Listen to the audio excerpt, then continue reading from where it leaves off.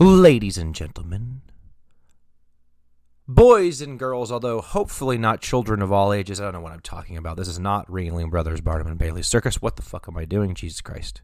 If you load it up big, you better clear the rest. The solvent list takes away all my stress. Life's been feeling like kind of a mess. I'll never let a hater make me think less, because everything before this was just a test. Bagsy Chronicles.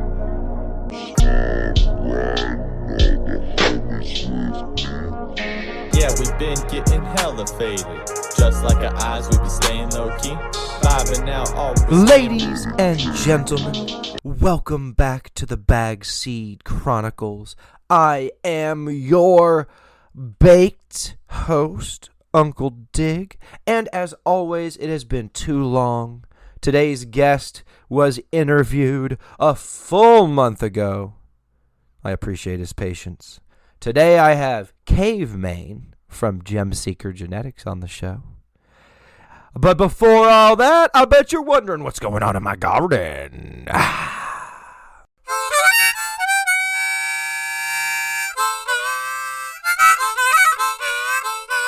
Uncle Dig's garden update. Hello. It is June 10th, 2025, and I am in Gardening Zone 8B, and this is Uncle Dig with your garden update. I am fully in the sunshine with all my plants and super happy about it. I have a nice little vegetable garden going as well as a cannabis garden. So we will start with that, the veggie garden, I mean. The smallest pepper plants I have right now are the Hungarian black peppers. I am keeping 6 of those, and the rest I plan to give away or cull. None of those are big enough to transplant yet, so I have a bit of time with them. I am low-key worried that I won't get peppers from these until like August. I will see what happens. I bought some jalapenos from a local farm stand, and I put all 6 in 2 20-gallon fabric containers with some cannabis soil from last year with a little 444 veg fertilizer and some worm castings. They are doing quite well. I hope to have pepper flowers in a month. A month, I say. A month! I have 2 tomato plants, a yellow pear, and a super fantastic. I bought them at the Eagle Point High School plant sale. The cannabis garden is doing well. Normally, the plants are planted in their final containers this time of year. However, I only have 4 out of 6 holes dug, and the plants are not done showing sex. I'm a little bit behind.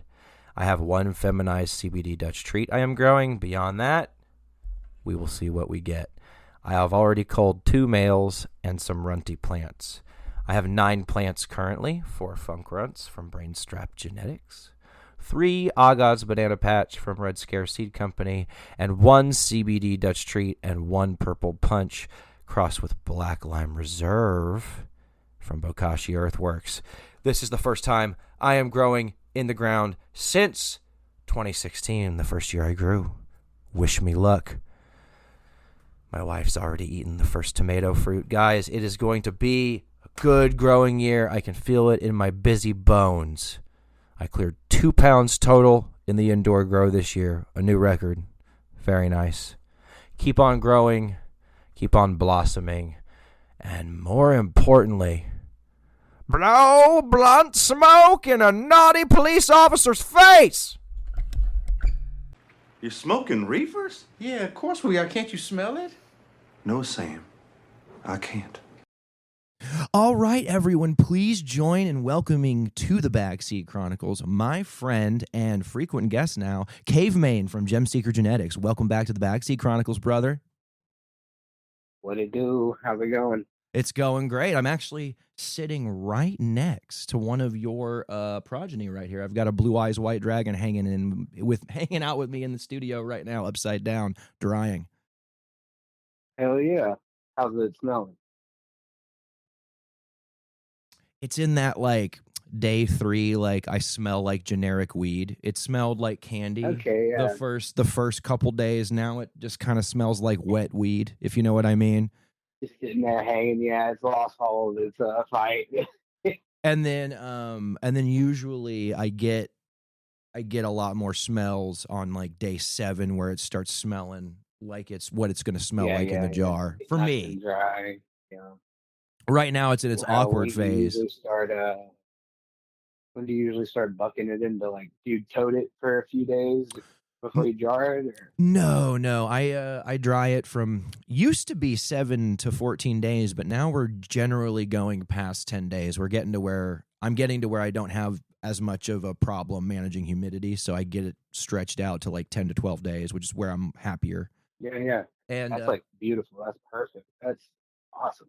and then I'll just trim it and I'll put it straight into jars.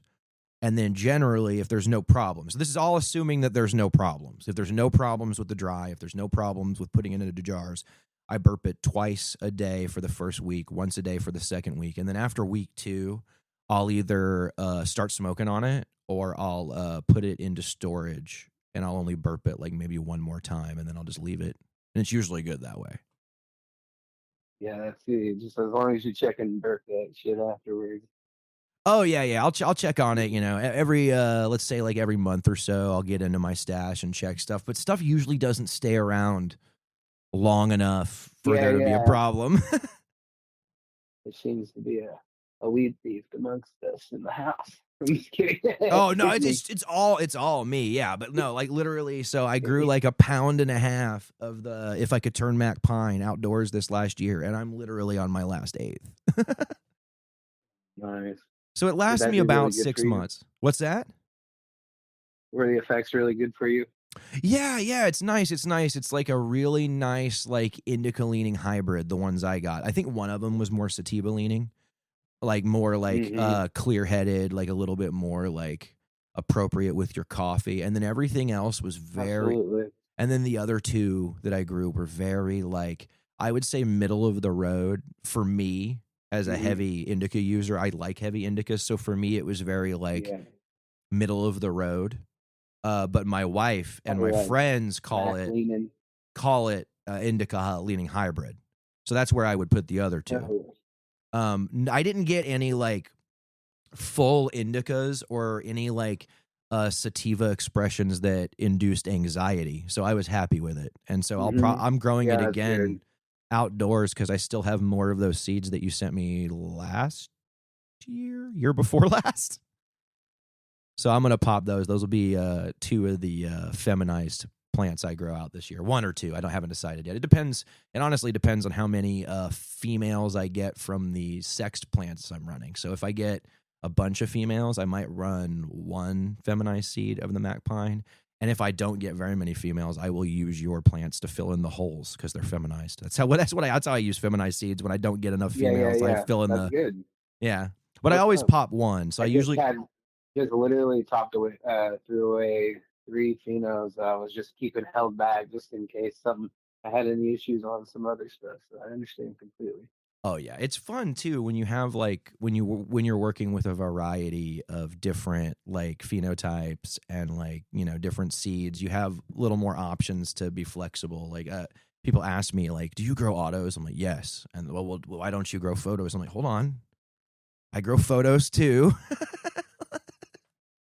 Like absolutely. Like I don't have like a loyalty to like one type of plant. I think every type of plant has its place, and I think a lot of the criticism get in where you fit in. Yeah, and I think a lot of the criticism of like feminized seeds maybe was more valid early on, and now it's not so valid in my opinion. Yeah, for sure. Are you so what have good genetics? What are you toking on today? Just smoked some rainbow twist. More of just a bag of phenos that I didn't keep. Okay. And I crack into a few random buds and I'm like, man, maybe that one. But I don't know what it was and it's gone. So whatever. We'll crack more. We got a bunch of seeds. There you go. So you're just cracking into whatever. I kept 2 phenos of it anyway, and they're kick ass. Good. I actually got those in flower. So you're always looking for new phenos to experiment with, aren't you? Yeah, I got a Kim D going right now too. super exciting. Are you still working on any autoflowers? That because I know that you were talking. You might be. Yeah, Yeah. How close are you? and so it's been a pause kind of, for Gemseeker and CaveMane, not from the work side, but just from the releasing side, because Yeah. I've made, probably like at least a handful of crosses here and there since probably like a dozen, maybe more. But just going through the progenies, I just wanted my next stuff just to be really worked. Okay. I just want to release. I'm just sitting on the autos we got right now. That's all I got available, and I'm currently going through we're F3 on the Blue Eyes Ultimate Dragon, and they kick dicks. So I'm going to take Okay. those to F4, and then once I take those to F4, I think I want to do a feminized release of those, and then possibly release some of the regs too. I'm not Okay. sure which way, but it's some fire, and I'm just taking my damn time, baby. Hey, we'll be patient. I've really been enjoying working through the Blue Eyes White Dragon that I've got from you from a couple years back, and you just sent me some more. Is that the same seed stock? Yeah, yeah, that's the same seed stock. We got really blessed and really lucky with the with making all those seeds from reversing the gassy auto, Good. and made a bunch of seeds, not bunch of healthy fucking seeds. I test viability on them constantly. Not constantly. That's an exaggeration, but I'll go through like every quarter, pop as many as I can, like a couple packs of each, and just make sure I'm getting 100% still. Yeah, I've had And no then problems with your just stuff taking it up on germinating. them. Yeah, they're doing great, and I'm just I'm kind of noticing maybe photos are they're starting to get to like 80%. So those don't get released or sold anymore. Or at least Okay. like I think maybe a couple vendors may have like a remaining pack or two, but I myself am not filling up anybody else with them or selling them myself. So, Okay. Yeah. That makes but sense. I got what I got, and like they're still viable. The seeds out there, it's still nice and viable. But I just don't want anybody disappointed. I wouldn't want to spend any money on uh, anything that's not 100% either. You know. Yeah. Yeah. I've had mixed luck with some seed companies. But it's also like I found out recently that I'm not storing my seeds right. Like technically, like Yeah, yeah. I was Please don't. We gotta not buy so many seeds too. well, and that's the other thing. So people like so you got to remember anybody you're watching, you only see the part of the process that they're showing you, right? So for example, like I keep Mhm. seeds in a wooden box in the most temperature controlled room in my house. But for the amount of time I Yeah, keep them, I should probably be putting them in the refrigerator or having a special cooler just for seeds. yeah. They recommend for long-term storage to freezer them, but that's terrifying. And if the freezer goes out, then you're gonna deal with condensation, and then removing them in and out of the freezer, you're like fucking killing them. But like a fridge is also, get you to me. I bought a window unit for the room that I keep this. I store the seeds in specifically just to keep it as cool as possible and nice and keep the seeds nice and happy. I was at a farm on a farm tour recently. Not that recently. It was probably 2 years ago, and this guy was showing me how they basically gel broke his window unit with like a some sort of computer contraption. Listen, I'm not a technician. I don't know how any of this works, but it looks like it had Oh, hacked like the a cool bot. yeah. So it had turned it into like it's so where it would keep cooling even after the thermostat would Yeah. kick on. So it was getting the room down to like not quite refrigeration temperatures, but down to like 50 degrees or something hmm crazy. That Yeah, was yeah. pretty Make a cool. cool room. You Yeah. can do that with like a thermostat timer, sort of, like a basically like just a light bulb or a heat source on the thermostat itself. Trick it into making, and as long as your evaporator's not freezing over, airflow will be okay. It'll keep doing its thing. You'll get it down. Yeah, I'm not there yet. I still got it. I still really honestly need to get a window unit in my garage if I'm going to keep growing in there. Usually I've been threading the needle where I'll plant in early winter and my only problem is keeping heat on them. And that's an easier thing to How tackle. hot are you getting? What? How Oh, hot are you getting? Like this. hundreds? Oh, today, a couple days ago, I hit 98 in the tent, and Okay, the yeah, plants, the plants were not thrilled. Yeah. That's This rough is there. definitely Yeah. not my prettiest run because I planted too late. So the ones in my studio look great. They've been looking great. The one I just pulled, but the ones out in the garage, like, oh, they're yellow. They're like upset. But of course they're still putting on giant nugs. They just are unhappy. Like still frosty, still Yeah, they keep throwing pistols and shit. still big nugs, but the leaves are yellow and curled on some of the plants. They're not happy.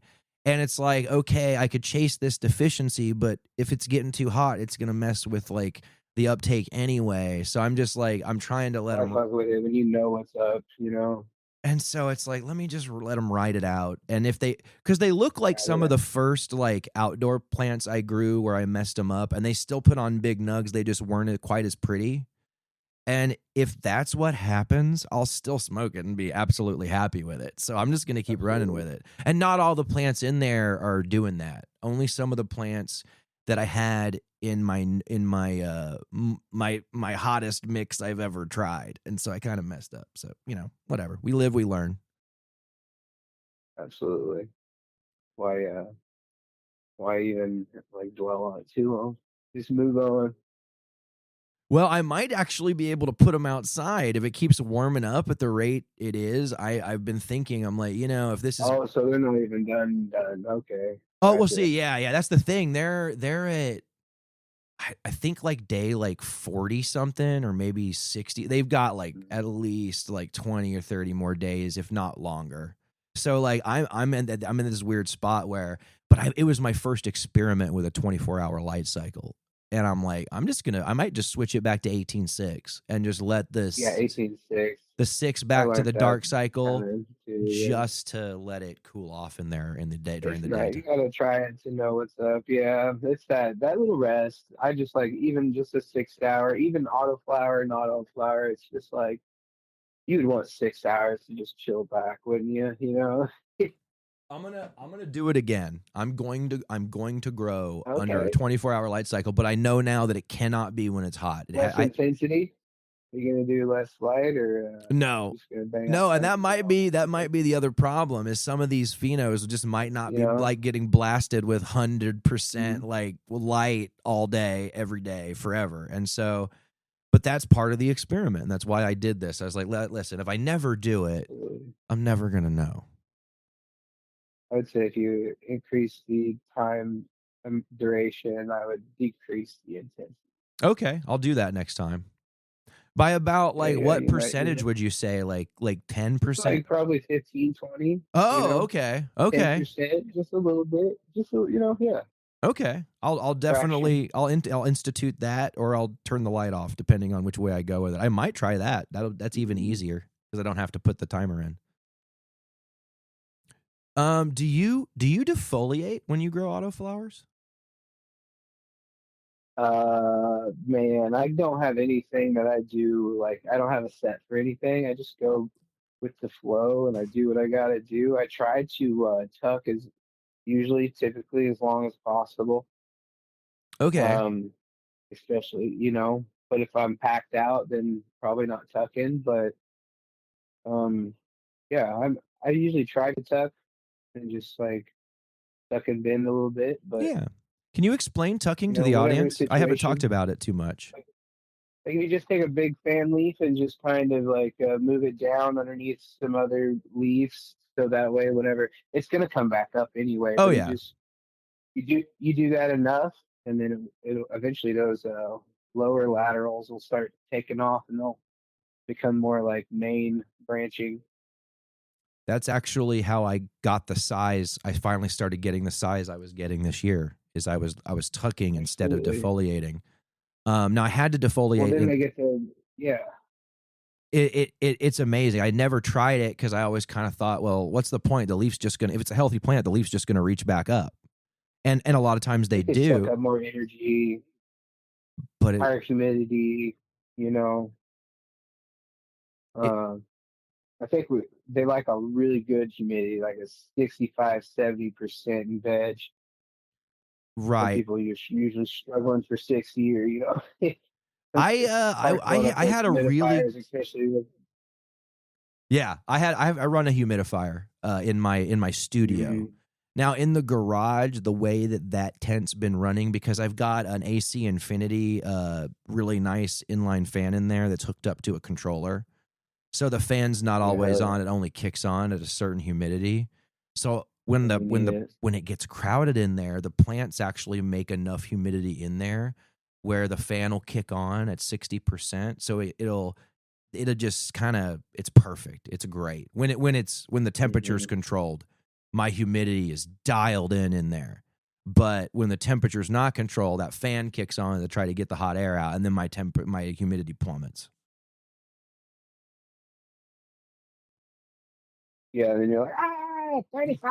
What Yeah. do I do? Like, It'll get up. And honestly, I depending on your environment, like people are always like, oh, indoors more expensive, but outdoor is harder. I'm like, depending on your environment and like where you're trying to grow, sometimes growing outdoor is actually easier, in my opinion.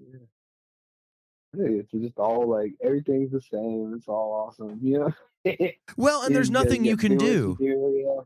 There's kind of a freeing aspect in the outdoor, is like, oh, it's hot today. What can you do?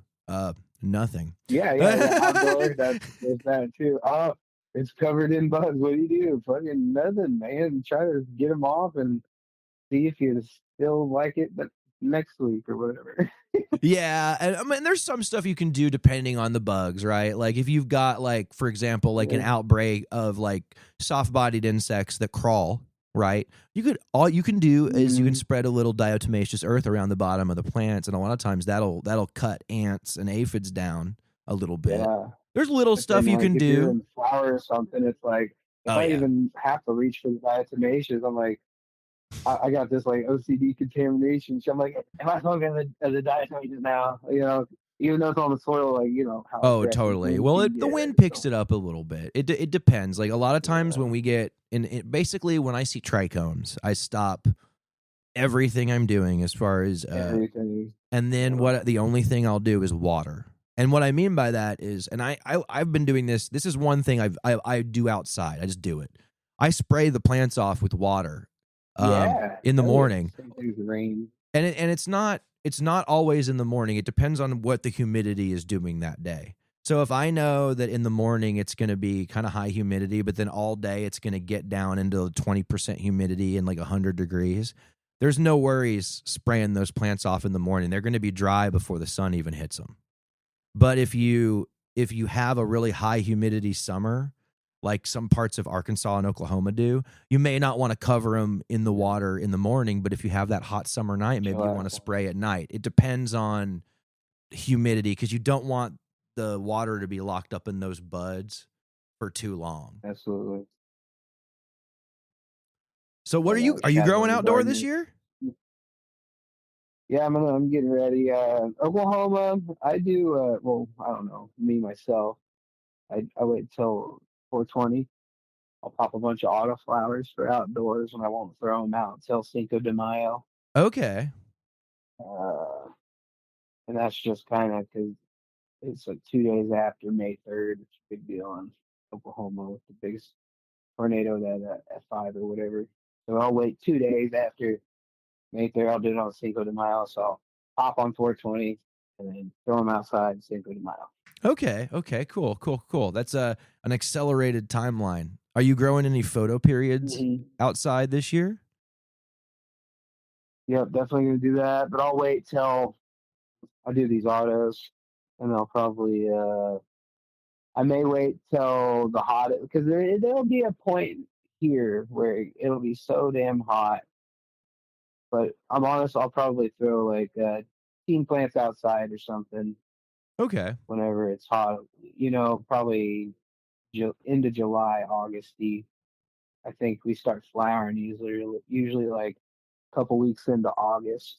That's when we do to start. Like some plants will start. Some plants don't start until Yeah. late August, early September, but some plants will be done by September 15th and they'll start flowering in late July. It depends on the plant and what it wants to do. I'll probably throw some plants off shaded for a while, like the end of July, and then flower through then. Yeah, and then that way we don't have some like big towery plants or whatever. Okay.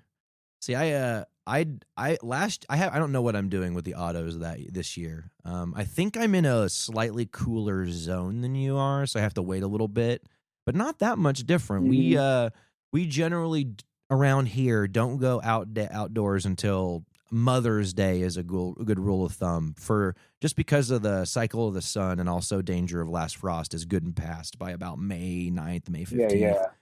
Yeah. But Cinco de Mayo would work too. It's just your early May, closer to mid-May. You're safe from frost, and the sun cycle's not going to make your photo period plants freak out if you're going outside. The deal about it is also in Oklahoma too. Like I say, 5th of May, but like everybody knows, like no matter what, you got to be on guard. You're not really safe. So the weather's gonna do what it do, and you could get some like torrential rain or some like like hurricane force wind come through, just like Totally. So where I'm located, I deal with some wind, which makes trellising big plants completely unnegotiable. If you grow big plants here, yeah. Where I'm at specifically in the micro, there's just high winds here. So if you want to grow big plants, you got to trellis them. And if you trellis them, it's no big deal. No worries. If they grow above your fence line or even toward the top of your fence line, you need to trellis them. But I forgot what I was going to say. Oh, high winds. Okay. But we don't deal with torrential rain here in the summer usually. If we get rain, it's like beautiful, calm, soothing, cold West Coast rain. It's not like hot, apocalyptic, coming in sideways, drops the size of frogs, Oklahoma rain. It's not like that. We probably could get rain, but usually it's just like scorching hot. Yeah, we have a pretty temperate climate up until peak summer, and then it gets really hot and dry here, like extremely hot, like up into the triple digits. And I know it does there too. Yeah, right now we're sitting in like there's 2 weeks on each side of summer that are like unbeatable, and then there's like anything can go at any time.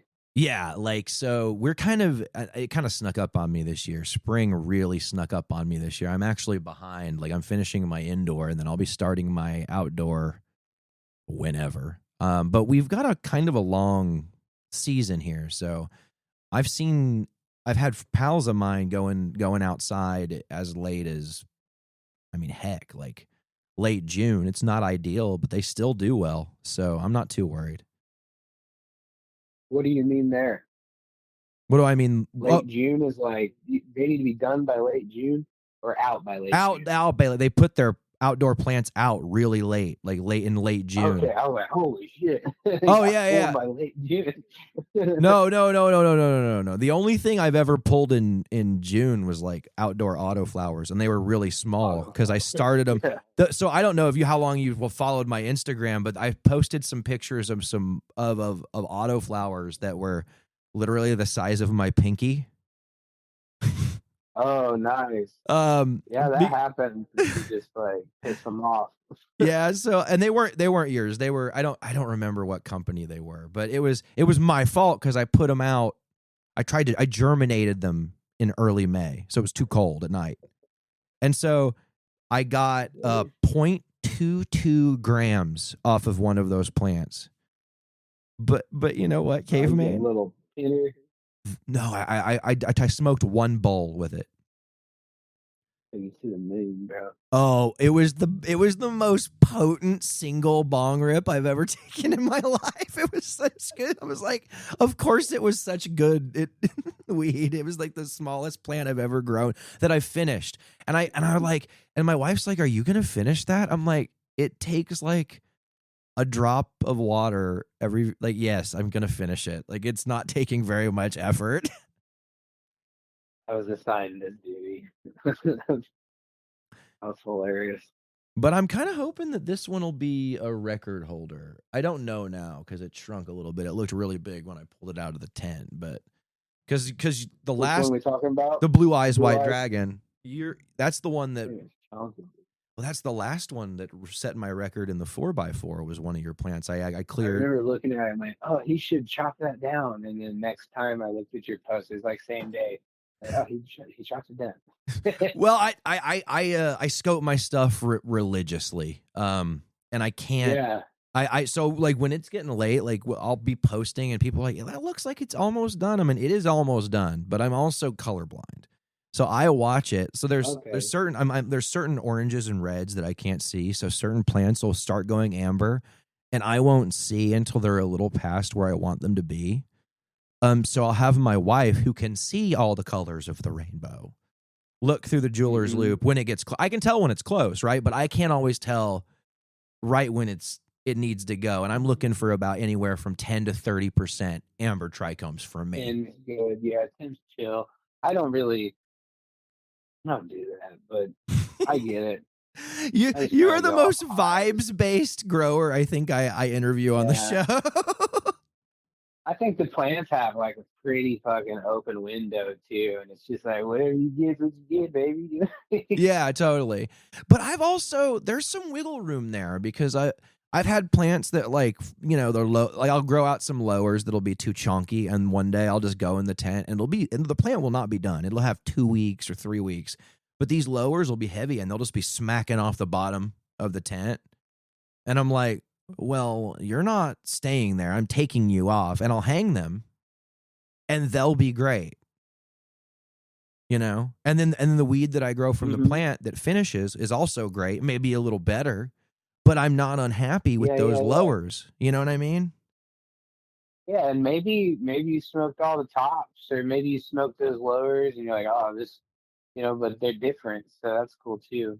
It is cool, and so there's like, so like what I tell people is like, if you have some, like, you can salvage stuff, and it's there's kind of, harvest is kind of a window. And different people have different opinions. I know growers who I've seen grow really good weed. I like their weed. I smoke their weed. It's really good. Whatever.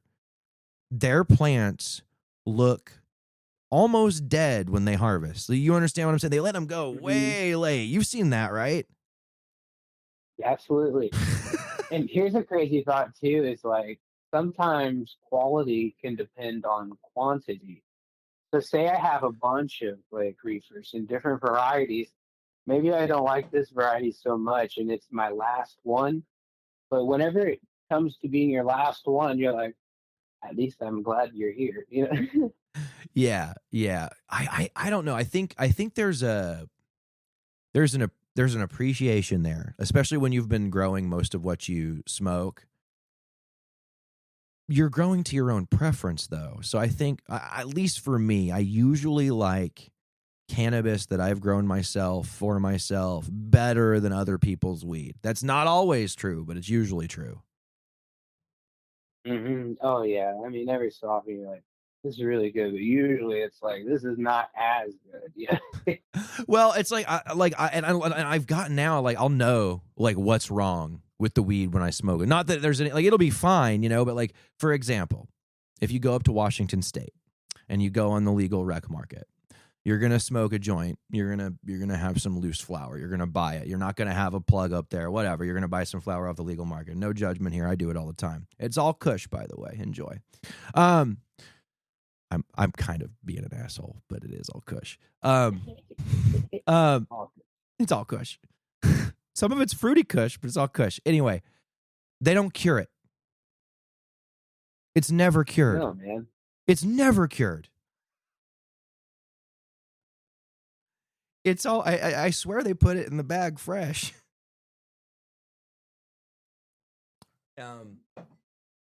So they're all selecting for weed, I think, that'll tolerate that a little bit. And so you're missing out on a lot of stuff up there. I like nice pure weed. I also like, I have a preference towards welly, what the fuck? Well dried fresh weed. Like if it's been dried properly, I don't think like there's much of a cure that's needed. Uh, I but feel like I can enjoy it. I can enjoy the evolutions of a cure in like a personal stash. totally. I agree with you, and I also okay, I want to disagree with you, but I think it's consumption specific. Here's what I'll say.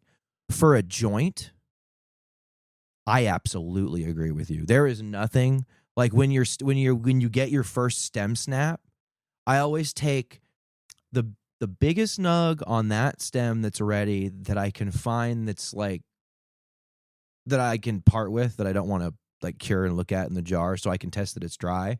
And that freshy joint is so good and so fun, and I'm so excited for it. Yeah. But for bong rips, specifically That's chill. for bong rips, I'm telling you, you want a cure. Like big bong rips, a cure really helps. I like that. That's the one thing where I think the cure shines is with bong rips, smoothing out that grassy, harsh back of the throat hit. Mm-hmm. That makes the most sense too. And I'm usually smoking something like as of late, definitely candy-ish. Like candy gas has been like, especially in the breeding I've been doing. And usually you're taking phenos pretty early, especially if you want to like maintain or like keep like a lot of that candy with it. Okay, that's So good to like, know. and then yeah, absolutely. And I'll start. That's usually how it goes. You start banging out joints when the jar's full, but you start getting. I have to start like. Well, I guess I'll start taking bong hits, kind of conserving as we go along here. That's how Now we we're are. curing. We're getting in a couple weeks or so. Yeah. We pull in. It makes the most sense. They just go with the vibes, baby. Oh yeah, we pull in our. I pull in my like 2 to 4 or whatever, however many pounds of outdoor every year, and I start rolling. I could never smoke all this. No. I know. Well, I've been doing it so long. I know what's gonna happen, right? So I'm just gonna go at way it. faster than you think. Well, especially if you like, I went through not this year, thank God, but last year I had the biggest outdoor harvest I ever had, and it was so big I got ripped, and it was still the biggest harvest I've ever had. And Crazy. that was the year before last, and I got into this habit where I was like, how much weed can I roll in a king size paper? And I got to where I could roll an eighth in a king size. Oh my gosh. Like a giant doink. And so I went through a period there for a month where I was smoking it an eighth at a time. And then I looked in my jars and I was like, oh no, I got to stop doing this. No, but that's like the perfect storm too, because you got some like delicious fresh weed and it's like all frosty as fuck. So like it doesn't take any effort. Like the joints roll themselves, because the weed's like just a log of trichomes. And they burn so well too. Yeah, that's my favorite. Yeah, Why would you stop? Why would you not roll a 3.5? Well, especially like if you yeah, and that's the thing. Like, there's someone out there like, you smoked it by yourself. Hell yeah, I did. And I took my dog for a walk. Oh yeah. If I didn't live in like, if I lived in like a more rural area, or if there were just retirees in this neighborhood, I would walk around with a joint like that. But there's too many kids on the block, and I'm not blowing that gas into the backyard. It's not happening. But like if I lived a little more rural, oh my gosh, I would be walking my property all the time with a hooter. I do it on my own little spread, but like, dude, like walking around with like a big ass joint is something special. For sure. That's freedom.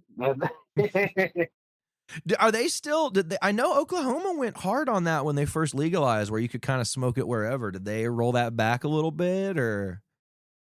I just don't think, like you're saying, bro. I think it's just consideration. Yeah, that's kind of how I am. we treat them like cigarettes. And also we're in a different world now. Like I don't know if you like got a bunch of cigarette, like there's still cigarette smokers out there and shit, but I don't like, they almost kind of like, they're not just blowing it. It's not like back in the day when you just blow it in your face or some shit, or it's Oh no! everywhere. You It's know, kind of cool. so yeah, so I was just, that's so funny you said that. This last Halloween, me and my wife went to a town to go to a memorial for my buddy, and we were in this town, and it's well, I'll just tell you where it is, Canyonville, Oregon. I mean, they don't care if I blow up their spot, you know, whatever. But they have a smoking culture from like 1997, bro. Okay. So like we were walking around, and it was Small like town diner, and everybody looks like you crazy. They all got cigarettes on the street. So it's Halloween. They take, first of all, rural Oregon comes out big for Halloween. I had no idea. Like extremely rural Oregon. This whole town was crawling with kids, like on like with costumes and everything. And not only was Grandpappy standing on the sidewalk smoking everywhere, Grandma, Mom, Dad, everybody in this town smoked cigarettes like it was 1997 in like Coffeyville, Kansas. It was wild, bro. I don't know. It tripped me out. Everything wasn't real. Yeah, I thought I was in like the Twilight Zone for a minute. I was like, babe, did he just like light up a cigarette in the line at like the Tasty Freeze, like the little like burger stand we were at? And then another dude behind us did too. And I was like, oh, I'm not even gonna say anything now. Like, what? Monkey fucking each other. Yeah, dude. And they were like Oh, two dudes in like two different families, and I looked around and no one said anything. I'm like, oh, these guys have just carved themselves out an own little piece of America, haven't they? Let's smoke our Marlboros and have ourselves some fun. That's also the other thing that's blown my mind recently, how hard the mullet has come back. Oh yeah, I had a mullet, bro. Before I started losing all my hair super heavy. It was actually, I actually started a mullet whenever I started balding. And now it's just like, you know, I wish I had that mullet still. You missed the really mullet. Suck. They suck because you go to dry your hair and I was like ripping out, like if you get caught in the towel, it was annoying. I like a quick dry. CaveMane pro mullet, anti inconvenience of the mullet. Yes. So we will shave for convenience reasons. Oh man, yeah. I'm not quite there yet. I'm getting there though. I'm starting to lose it. I thought for a minute there I passed 35, and I was like, oh, maybe I won't lose my hair. No, it's happening. Bro, I'm 33, but if I get stoned enough, I'll think I'm 34. Oh, I do it all the time. I'm like, oh man, but I'll get that year back every so often. Do you ever have to ask your wife how old you are? All the time. honey, are we 36? No. Why do you think we're 36? Sometimes it'll stump her. She's like, hold on, let me check. Oh, the other day, someone asked me how long we were married, and I turned to her. I'm like, do you remember how long we've been married? And she's like, why you gotta put me on the spot like that? Yeah. Well, hell, that's chill, bro, you know? Oh, yeah. No, I've never forgotten the anniversary. I'll put that out there. But, like, I'm not usually the last one to remember either, so I'm never on that particular hook. I got lucky that way. Neither one of us can remember dates. And she's happy when I give her cannabis flowers. Absolutely. Who wouldn't be? Yeah, dude, it's great. You got to find someone that you have and don't pursue whatever. Pursue what's perfect for you. That's what I say in a partner. My wife didn't even smoke when we first got together, and then I like fucked up a few years back and we started smoking. Now she'll smoke more than me. Yeah, I got out of the Army. We had gotten married while I was in the Army, so I really couldn't smoke. And I think she probably did a little bit, you know? She always had some in her apartment or whatever, but like, you know, I think she just used it for migraines or whatever, like periodically. She wasn't like a daily. And then, you know, we got older, you know, we got married, you know, I got out of the Army, so it was more of a thing we could do together. You know, it wasn't a thing I could do with her when I was in the Army. And then, you know, as we got older, we both, our chronic, you know, issues got a little worse, so we both started smoking more, and then I started growing it, and you know, it's been off to the races ever since. The cruel disease. That's not the worst Go of it. there and never look back. Yeah. Well, you know, cannabis man. gardening just leads to other gardening anyway. Oh yeah. It's a gateway to just. Oh man. Are As you long as grow? you don't get caught in all the extra bullshit, you know, keep it simple, and it can be as cheap and simple as possible. Oh yeah, I'm talking about peppers. Like I started growing cannabis over here before I started growing vegetables. I swear I started growing vegetables to explain to people why I was gardening so much. Because I was just like, oh, I'm gardening a lot. What are you growing? Tomatoes. So I started growing actual tomatoes as like a screen for my cannabis garden. Because I used to have but before I quit working, I was working like a government job, and I had to act like I was some whole other dude at work, like really like if they tested me, I'd probably get fired, you know, like deep undercover at work. And then out here, I'm like, woo, I smell like it all the time, don't I? It was real like, you know, I feel like we're still in that shit here. Like Oklahoma's like medical or whatever, but you can't stop an opinion. You know what I mean? And if somebody has it's still an environment like that. We're not completely free of everything. You still want your job. You still got to. It feels like you got to just play the game. Yeah, I don't think it's like that so much in like the private sector in Oregon. I heard that Walmart stopped drug testing, for example, stuff like that. But I think in like corporate culture and like for the federal government, it's gonna be that way until it's fully legalized. It's just how it's gonna be. And I mean, not to get political, but guys, we're a ways away from federal legalization, I would say. And even if it's federally legal, I don't think that's going to do anything for you folks in Texas or what's another crazy. Louisiana's got crazy laws too, don't they? Like I just don't see, like, I don't know, maybe in the long term, but in the short and medium term, I can't see it. Now, if it happens, listen, I love to be wrong about cannabis legalization. That's like, I don't know how they're gonna. It looks like they're about to start maybe cracking down on Texas or something with their, because they're like so wide open with their THCA thing going on. Oh, You know did what you? I mean? I think Texas just went way back. I think I haven't been following it too closely, but I know that they've got an anti-THC initiative thing they're doing where they're trying to make hemp illegal, basically. It's gonna be crazy to watch to see how that I'd say unfolds, but more folds back.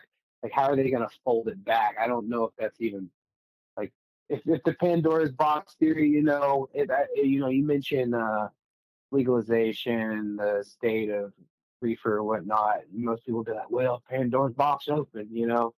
But like, here's like an actual, like, that thing was wide open. So can they close it? It'll be just interesting to sit back and watch them try to fix all of that or whatever. You know, I don't think they would be able to. I think it went too wild. Yeah, Especially Texas, bro. Texas is a weird one because Texas has like a really conservative government on cannabis, but Texas has like a thriving cannabis underground, like crazy. Like I don't I recreationally, you know, sometimes talk shit about Texas on this show, and it's mostly a joke because it's really not fair what's happened in Texas. It's just not fair. It's just not fair. Mm-hmm. It sucks. And I'm sorry, guys. I'm sorry this happened to you. Unless you don't vote. Then I'm not sorry for you at all. Like, bro, you got to participate to fix this stuff. Just a little bit. And they just get toyed with too, just being guilty of being those large markets, you know. Yeah, and that's the other side of it that I think I don't really like to think about, but there was a lot of people that voted against legalization in Oregon who produced the plant. And they did that for purely business reasons, right? And in some ways, they were right. Price for flour is never going to go that high. Well, I don't say never. Weird stuff happens. But I don't think price for pound of flour is going to go back up to $4,000 for everyone everywhere. I think. No. And It I doesn't need to be 4,000 either. no, it doesn't. Like, But those guys, you those guys came up in a market where you could grow, like you could blow up your backyard and buy a new truck every year. And it just, that's whack. and it's, That's whack. Who are you helping? Usually it's like wolf in sheep's clothing. It's all supposed to be medical shit, bro. And not some fucking, Oklahoma, that's the craziest thing. It's all supposed to be medical, and it's medical that they treat like recreational, but we cannot like sit there and like uneducatedly vote in a recreational plan for Oklahoma because our medical is beautiful, like the home growers' rights and our patient rights are beautiful, but like as far as like they just treat it like another money making, money hungry business with the bags and all this shit. There was no you didn't get the cool medical feel of anything. High priced flour. You want the good shit. You pay the exorbitant. Like who's got fucking $300 for an ounce or something? yeah, But- y'all never got the fun, intermediate medical scene. Like there was a Where's time. the RSO? Where's you can't find 28 grams of RSO if you wanted to, or like a legal limit or whatever. Yeah, I don't know, man. That's why home grow is so important. It's so important that everyone, who can and who has the inclination. Listen, if you don't want to grow cannabis, I'm not going to make you. I can't make you. Go for it. But if you want to, But if you want to, God, you please, should. Because here's the thing, and I read a statistic the other day that kind of made me sad. It said there's a lot of turnover in home growers. Apparently not many people stick with it. They'll do it for a couple times. Well, especially when you can go get a $30 booth ounce, if instead of sticking with it, you're just gonna go grab that. You just try it one more time and impress yourself, and then don't give up. Yeah, and that's I really think if you want to, you should try it, and you should grow it, and it's magical. It's magical to be able to grow your own medicine, to plant a seed, give it what it needs, chop it down, hang it upside down, or cut it in parts, however you're going to harvest it, and then couple days, couple weeks, however long later, you open it up, you crack it open, you break it up, you cook it into some brownies, you put it in a bowl, you spark it up. And you did that. That's all you. You know what went into it. No one pissed on it. No one dragged it through a field on the way to hang it. No, unless you did that, but you know what you did to it. Maybe a little pee-pee. Yeah, whatever you did, but guys, you can have the cleanest flour. Never mind whether it's the best or the worst. Although if you grow weed long enough at home, you will grow the best flour you've had eventually. Absolutely. If you do it long enough. Now, it's taken 9 years, and it's not every plant. It's some plants. Some plants, I don't do the best job, or they're genetically whatever. But every plant I plant now that I flower, I get a harvest from. So that's really cool, and you can get there too. I think the outdoor, it's you have a chance of failing. It goes up a little higher. Oh, Kids going yeah. outdoors, I've had mites take my whole and then harvest. indoor setup fucking takes some money, takes some time, it takes some money, it takes some knowledge and some studying. Yeah, it does. It does. There are shortcuts that we have now that we didn't have before. You can you can get on YouTube and you can learn a lot, but some of that stuff is only applicable in limited application, right? So some grow methods work best with hydroponics, and other grow methods work better with organics, and you'll learn that if you watch enough videos and you do enough research. But that's That's the best way to save yourself money growing cannabis, is to just read.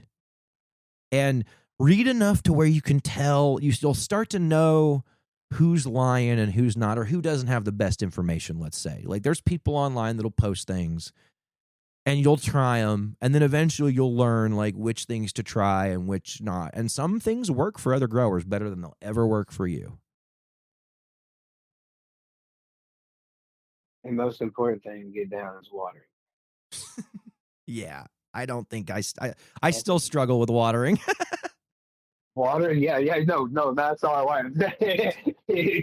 That's once you get down to watering practice, that fucking, I was like accidentally fucking watering over to runoff. I was like, son of a bitch. Yeah. Kept going, I just don't know if there's enough water in there. And I'd have one more little thing of water, and then my fucking pan would be full.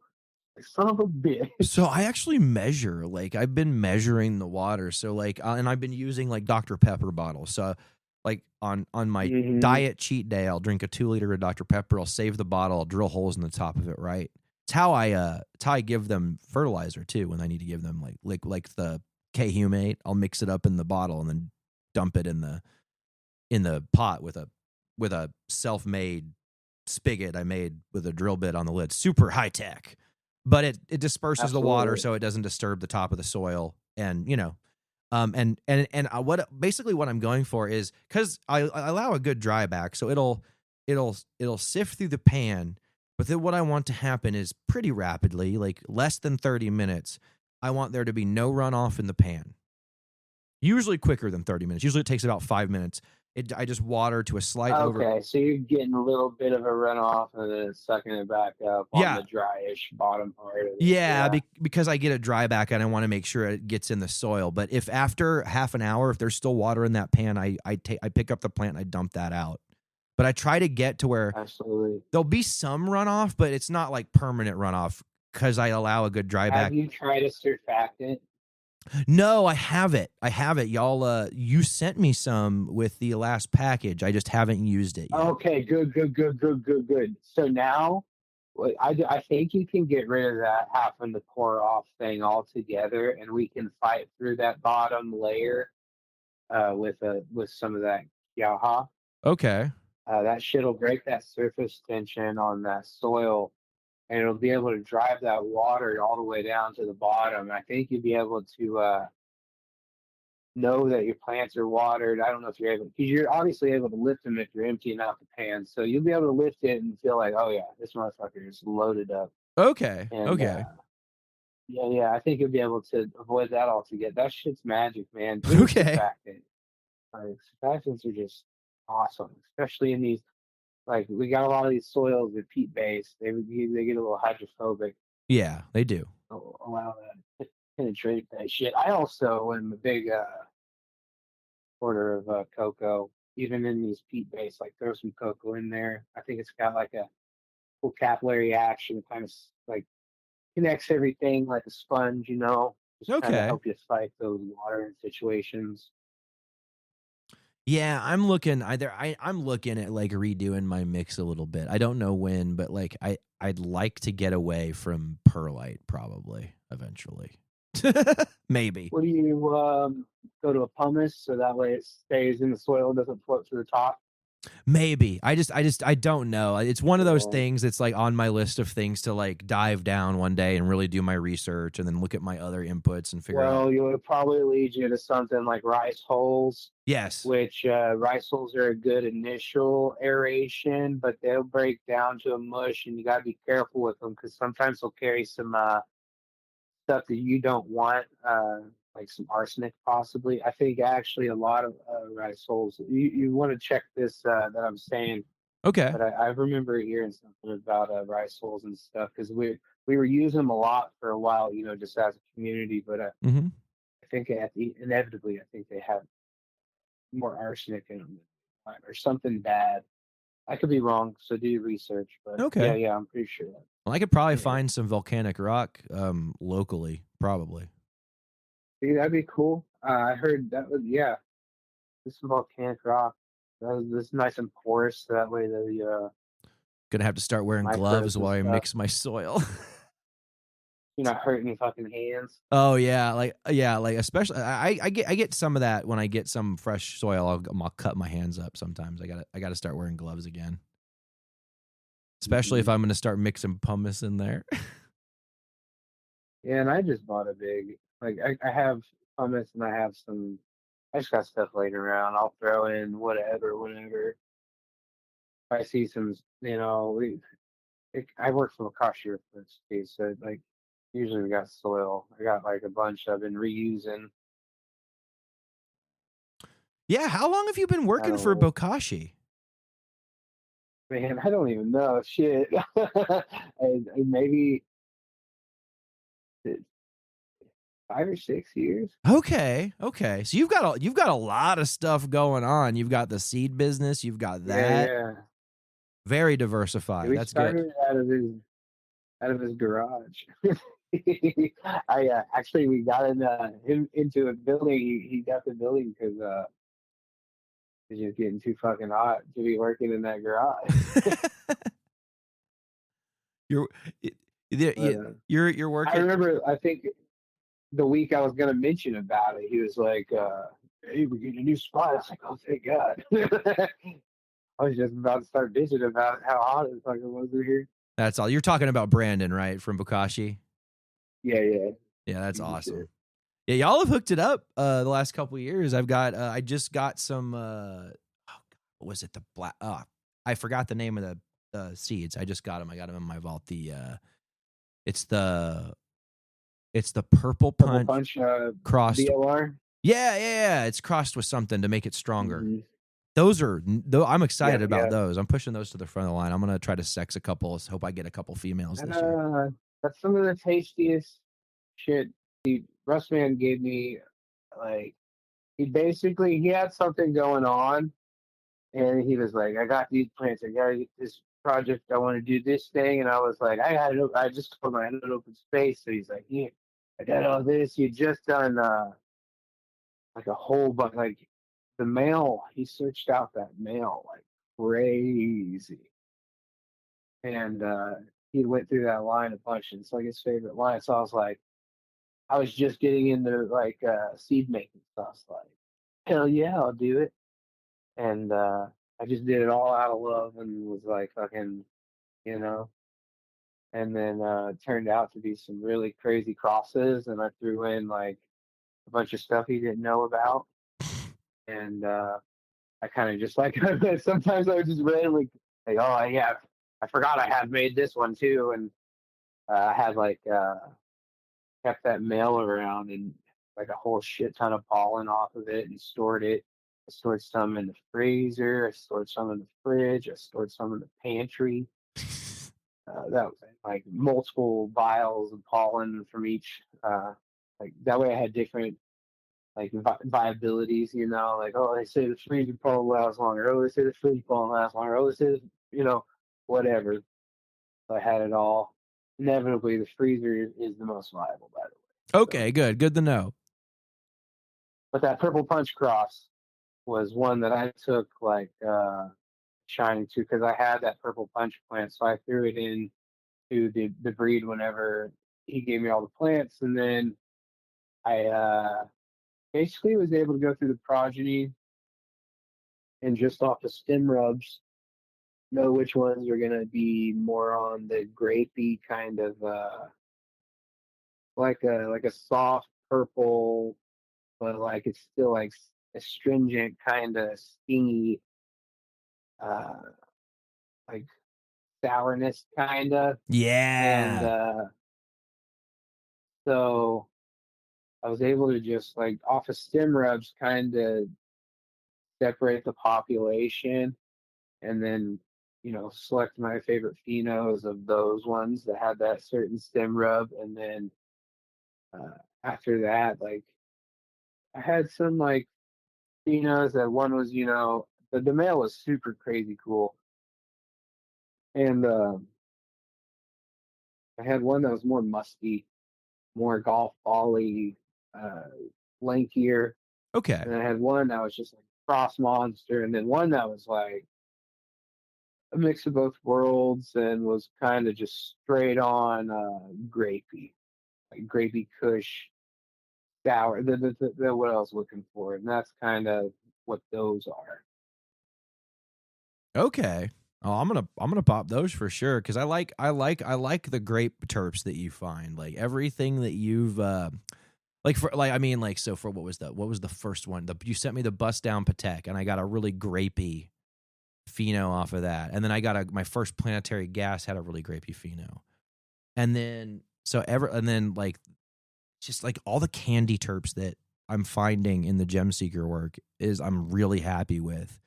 Because a lot of people, and I don't know if this is just my impression, but a lot of people, they breed like stuff that tastes really good, but it may or may not like hit like the medicinal boxes. And I think whatever, like your selection process, you're keeping that. You're not just breeding, good tasting rec weed. You're breeding stuff that has the potential to have good phenos for medicine. And I think that some of the rec market kind of loses some of the good medicinal quality just chasing experience, as it were. Yeah, it's the love and passion and that experience thing. Like obviously experience is experience, that's awesome, but like you don't chase the overcomplicated. That's like trying to like stick a bunch of scientists in a room and try to figure out find the best weeds is not gonna happen, Unless they're just starting to have great starting points. But I'm just getting like I don't know, like the Gassiato project. I want to say it's all just a bunch of luck. Like I would say the first one is surprisingly just luck, Okay.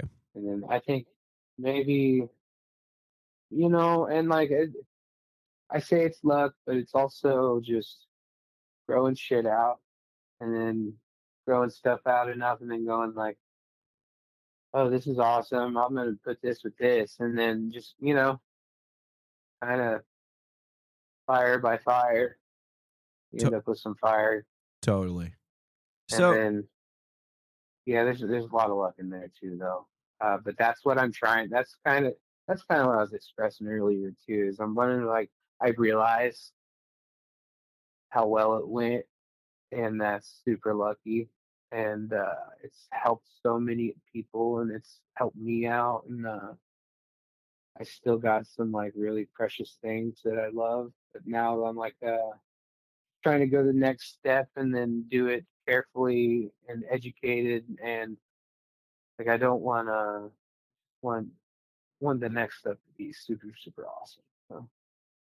well, we're all anticipating it. Is there anything else you'd like to say to the audience? We're a little over an hour. Oh hell yeah! Drink some water.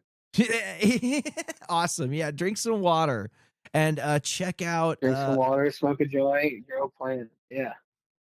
All right. Thank you so much, CaveMane, for being on. Everyone, check out his work at Gemseeker Genetics. You can find him on Multiverse Beans. You can find him on the Bokashi Earthworks website. Also, check out Bokashi Earthworks, who he works for. Thank you so much for being on the Bagseed Chronicles, CaveMane. I'll see you around. Adios. Peace, G. Thanks, everybody. Have a great day. Bye. Thank you for listening to the Bagseed Chronicles.